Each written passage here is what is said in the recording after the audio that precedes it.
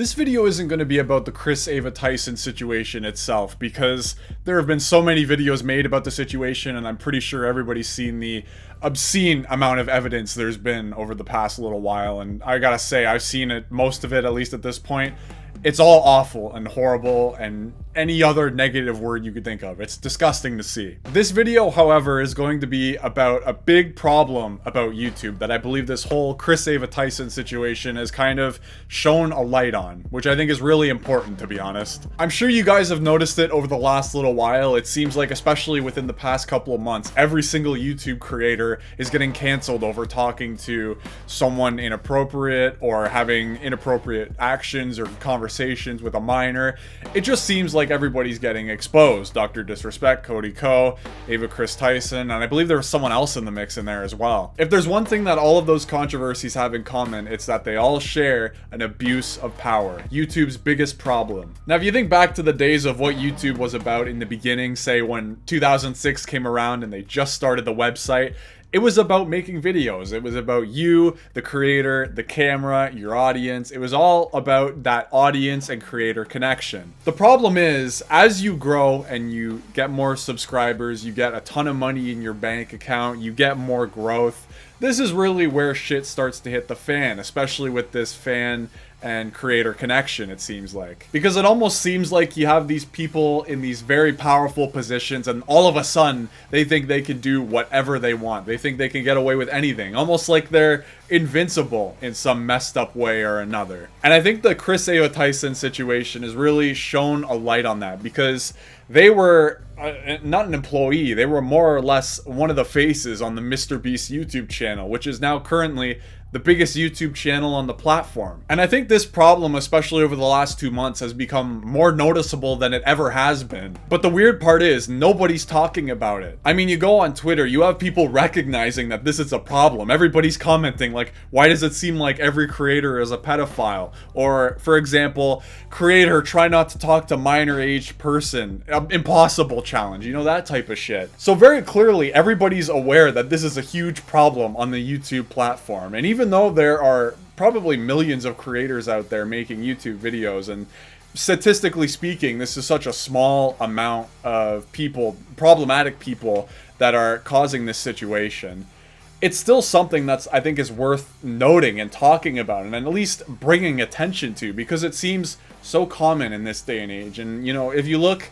back in the last maybe 6 years of YouTube, it feels like there have been hundreds of creators that have been outed, huge creators with millions upon millions of people following them, that have been outed as just using their power inappropriately or just doing horrible, despicable things. Now, the worst part about this problem, I think, is that it really goes down to YouTube's roots, right? So, like I mentioned already, YouTube wants you to connect to your audience, and they want you to interact and be social and stuff. Obviously, not everybody who interacts with their audience is going to be outed as a pedophile. That would, like, I'm not going to call you a pedophile for responding to a comment on your YouTube channel, but it does kind of give a gateway for people, horrible people, to really get access to their audience, and I think that's a dangerous thing. Especially in a world where parasocial relationships are at an all-time high. I mean, you got fans saying that they would die for Dream on his Twitter.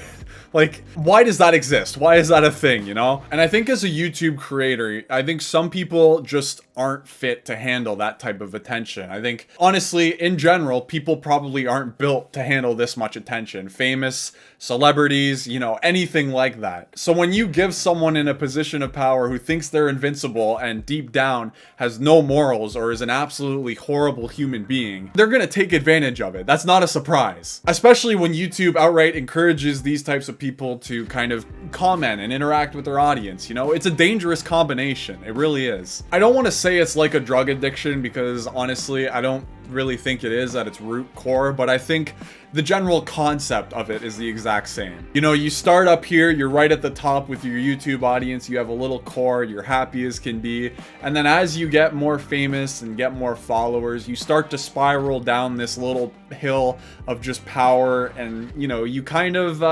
it's kind of like megalomania, if you think about it. I don't really know if that was a good analogy. I'm trying to describe the way I think about it.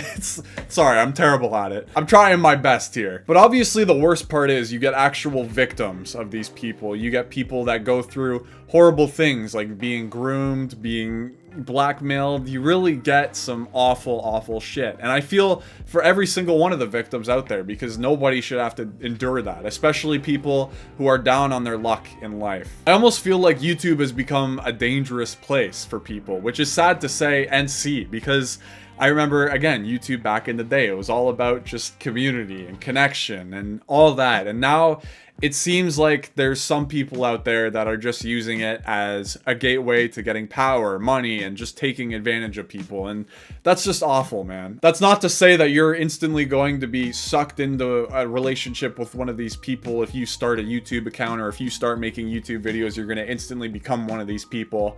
I'm just saying that I think there is a lack of attention to the whole situation. Because in reality, we are giving these people a chance to take advantage of whatever they want. And I think that's just horrible, man. The worst part is that you really can't fix the situation either, because as I said, it's one of YouTube's roots, man. Like, you can't, unless you take out YouTube as a whole out of the equation, and any internet fame for that matter out of the equation completely, make it an impossible thing to achieve, you're not going to get rid of this situation. And I think that's the saddest part, because as I said already, nobody should have to be a victim of that. Nobody deserves to be a victim of these horrible people online. And it sucks to see. I was really hesitant about making a video about this topic because it's a pretty heavy topic. But you know, it kind of frustrates me that nobody's talking about it, because I do think it's a serious problem, and I think people are aware of it, but I don't think they're truly, really aware of it, you know? I don't know if that makes sense, man. I'm trying to make sense of this whole situation here, and it's fucked up. It's hard to see. But anyway, that's all I got for today, fellas. I'll see you later.